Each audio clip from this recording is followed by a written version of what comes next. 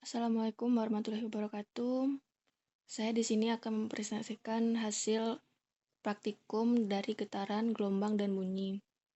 Yang pertama, nama Putri Rafifah, asal perguruan tinggi Universitas Ahmad Dahlan, kelas 2D PGSD, dengan NIM 20000005200. Kemudian kegiatan yang pertama, menyiapkan alat dan bahan. Yang kedua, melakukan kegiatan. Yang ketiga, pengisian LKM. Dan yang terakhir, presentasi LKM.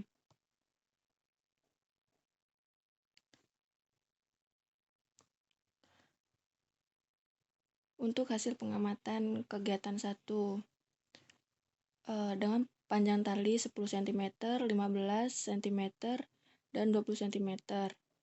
Dengan simpangan atau derajat 10. Yang kedua 10, yang ketiga juga 10. Kemudian jumlah getaran ketiganya sama, yaitu 10.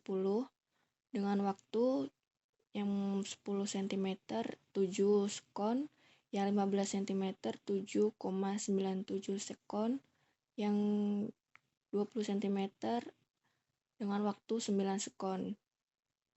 Kemudian untuk periode 7/10 sama dengan 0,7. Yang kedua 7,97/10 sama dengan 0,8. Dan yang ketiga 9/10 sama dengan 0,9. Kemudian frekuensinya yaitu 10/7 sama dengan 1,4. Yang kedua 10/7,97 sama dengan 1,3.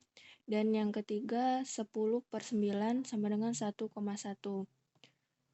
Dan untuk hasil pengamatan kegiatan 2, jarak sumber bunyi sound meter di sini ada 10 cm, 20 cm, 30 cm, 40 cm, dan 50 cm.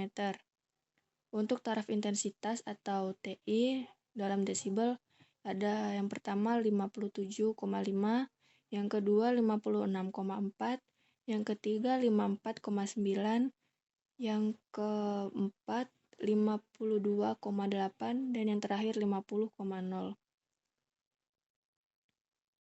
Untuk intensitas bunyi di sini ada 10 pangkat min 4,25 W per meter persegi, dan yang kedua 10 pangkat min 4,36 W per meter persegi, dan yang ketiga 10 pangkat min 4,51 W per meter persegi, dan yang keempat 10 pangkat min 4,72 W per meter persegi, dan yang terakhir 10 pangkat min 5 W per meter persegi.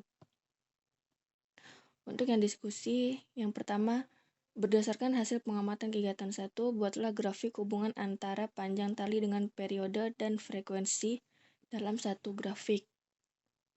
Di sini saya sudah membuat grafik tentang panjang tali dengan periode dan frekuensi. Berikut gambar grafiknya. Dan yang kedua, berdasarkan grafik nomor 1, analisislah hubungan antara panjang tali dengan periode dan frekuensi. Hubungan dalam grafik nomor 1 adalah jika panjang tali semakin panjang, maka periode akan besar dan frekuensinya kecil. Begitupun juga sebaliknya. Yang ketiga, berdasarkan hasil pengamatan kegiatan 1, buatlah grafik hubungan antara sudut simpangan dengan periode dan frekuensi. Berikut adalah grafik yang sudah saya buat. Penampilannya seperti ini. Warna biru ini adalah sudut simpangan, dan yang orange ini periode, dan yang hitam adalah frekuensi. Dan yang keempat, berdasarkan grafik nomor 3, analisislah hubungan antara sudut simpangan dengan periode dan frekuensi. Hubungan antara sudut simpangan dengan periode dan frekuensi adalah jika sudut simpangan itu sama, maka akan menghasilkan periode dan frekuensi yang berbeda-beda, tergantung dengan panjang tali itu sendiri. Yang kelima, bandul sederhana bermasa 200 gram digantung pada tali yang panjangnya 90 cm.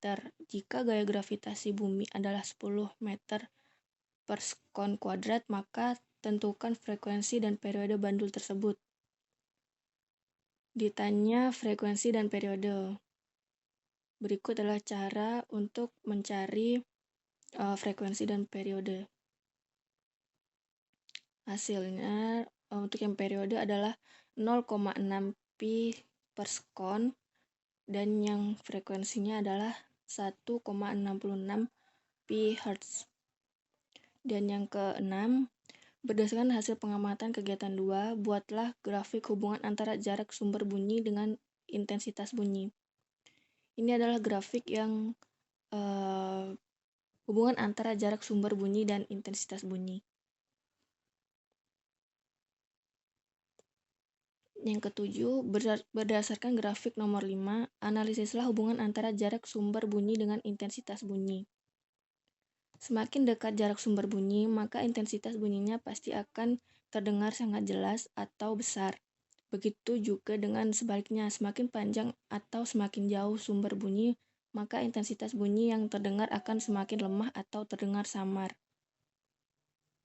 Yang kedelapan, kegiatan 2 dapat mengenalkan Anda pada istilah noisy atau kebisingan. Jelaskan bagaimana sumber bunyi dapat dikategorikan sebagai noisy atau bising. Sumber bunyi dapat disebut sebagai noisy atau bising adalah bunyi yang tidak dikehendaki sehingga dapat mengganggu kenyamanan lingkungan dan hal yang lain, dan pastinya juga akan membahayakan kesehatan. Yang kesembilan, tuliskan sumber bunyi apa saja di lingkunganmu yang termasuk dalam kategori bising beserta besarnya intensitas bunyinya. Jelaskan pula bahaya kebisingan tersebut bagi manusia. Sumber bunyi di lingkungan sekitar saya termasuk bising adalah suara dari kendaraan bermotor yang melewati jalan depan rumah sekitar 80-90 desibel. Bahaya kebisingan bagi manusia adalah gangguan fisiologi akan berpengaruh pada pendengaran, yaitu dapat mengakibatkan ketulian pada manusia, tuli sementara maupun tuli yang permanen.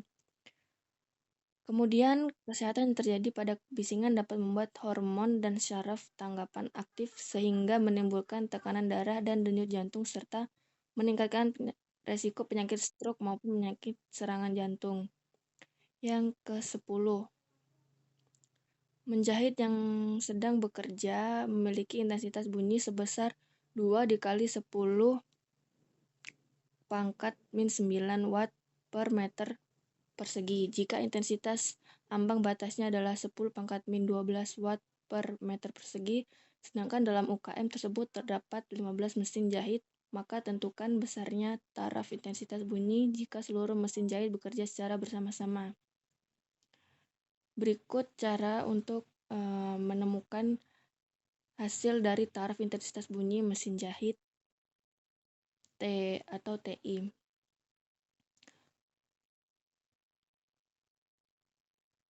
Kemudian taraf intensitas 15 mesin jahit. Berikut adalah caranya dan hasilnya yaitu 60 desibel. Untuk yang kesimpulan yang terakhir, berdasarkan seluruh kegiatan, buatlah kesimpulan apa saja yang sesuai dengan tujuan kegiatan ini.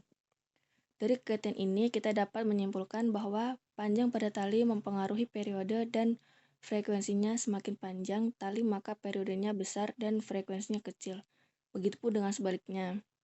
Kemudian bunyi. Panjang jarak yang menentukan intensitas bunyinya. Apabila semakin panjang jaraknya, maka intensitas bunyinya juga akan terdengar samar. Begitupun